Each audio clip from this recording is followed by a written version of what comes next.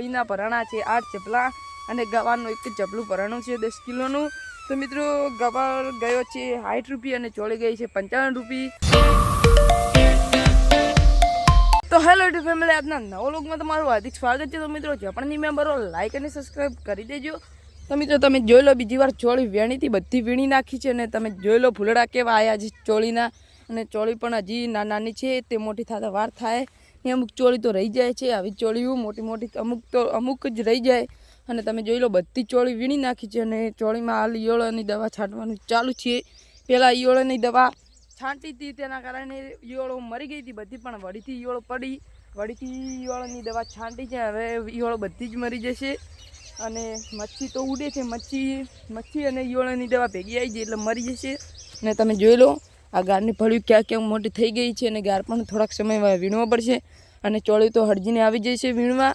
અને તમે જોઈ લો બાજરી પણ બધી પાકી ગઈ છે, તમે જોઈ લો હવે વઢાવા ઉપર આવી ગઈ।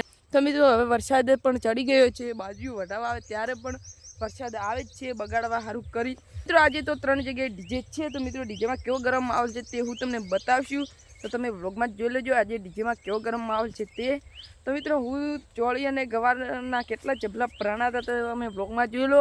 ગવારનું તો એક જ જબલું ભરાણું હતું 10 કિલોનું, તો હું તમને વ્લોગમાં બતાવું તો તમે વ્લોગમાં જ જોઈ લો।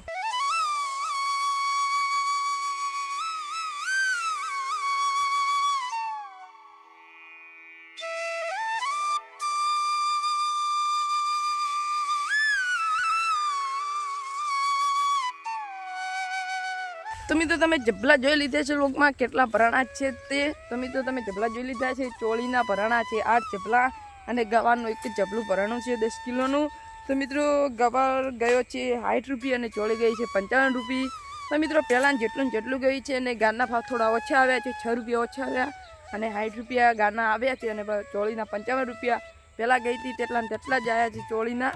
તો મિત્રો હવેથી હલકે વેચવા જઈએ કેટલા આવે છે ખબર નહીં એ તો, ને ગારના પણ ઊંચા જ આવશે, હવે થોડાક સમયમાં ગારનો ભાવ ચડશે અને ચોળીનો પણ ચડશે। બાજરીનો ભાવ તો હાલ ખૂબ જ છે, તો હાલ બટાકાના ભાવ તો માફી જ છે અને ચડશે તો ખૂબ જ આવશે બટાકાના ભાવ।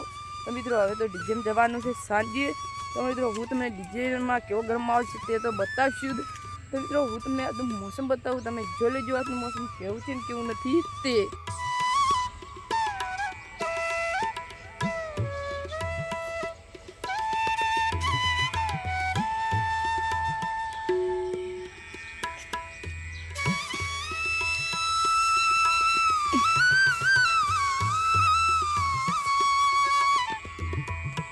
તમે આજનું મોસમ જોઈ લીધું કેવું છે ને કેવું નથી તે। તો મિત્રો તો કાલે તો બાજરી વાઢવાનું ચાલુ કરવાનું છે એક જ ખેતરની। તો મિત્રો આ બાજરી વાઢવાનું ચાલુ કરવાનું છે અને પેલી બાજરીના તો જો મજૂર મળશે તો વાઢવાના ચોથા ભાગે વાઢવા આલી દેવાની છે, અને મજૂર ના મળે તો જાતે જ વાઢવી પડશે અને જાતે જ લેવી પડશે બાજરી। અને તમે જોઈ લો આ બાજરી પણ પાકી ગઈ છે અને આ બાજરી તો હજી નાની જ છે અને પાકતા સમય લાગશે। તો મિત્રો બાજરી તો હવે હાથે જ વાઢવી પડશે, મજૂર મળે કે ના મળે। તો મિત્રો હમણાં તો મજૂર પણ ખૂબ જ આવ્યા છે, તો મિત્રો બાજરી વાઢવાવાળા મજૂર પણ ખૂબ જ આવ્યા છે અને બોળી જમીનવાળા બધા બાજરી વાઢવાના મજૂર લઈ ગયા છે અને હવે આ મજૂર તો ઘણા આવે છે, ચોથા ભાગે જો મજૂર મળે ના મળશે તો આપી દઈશું ચોથા ભાગે, અને ના મળે તો જાતે વાઢવી પડશે। અને વરસાદની પણ ફૂલ આગાહી છે, તો મિત્રો તમે જોઈ લો હાલ ઘનઘોર થઈ ગયું છે વરસાદ જેવું આવે તેવું। તમે જોઈ લો આ સાઈડ વરસાદ ચડ્યો છે, હાલ ક્યાંક વરસાદ પડતો જ હશે। તો મિત્રો આજનો વ્લોગ તો બસ આટલો જ હતો। તો મિત્રો તમને આજનો વ્લોગ સારો લાગ્યો તો લાઈક અને સબસ્ક્રાઈબ કરી દેજો। તો મિત્રો મળીશું બીજા વ્લોગમાં, બધાને જય શ્રી કૃષ્ણ, જય માતાજી।